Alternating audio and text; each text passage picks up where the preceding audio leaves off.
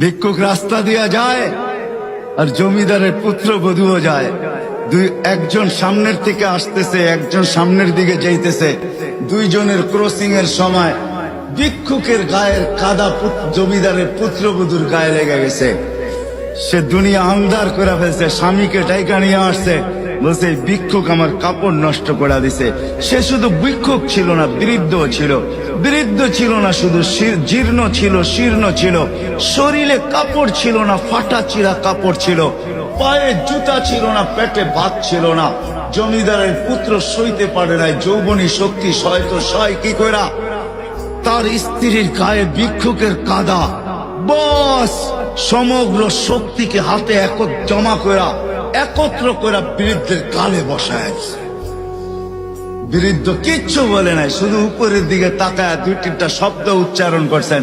শব্দগুলা হলো ইয়া মাল্লাহ তারা হলো ওয়ুন, ও আল্লাহ চোখে দেখা যায় না। ও তারা কুল্লা শাই, তুই সব দেখিস। ফারা তারা মা বি, তুই কি দেখিস না আমার সাথে কি ঘটতেছে? এটা কি দেখিস না? বলতে দেরি যুবক, মরতে দেরি হয় নাই।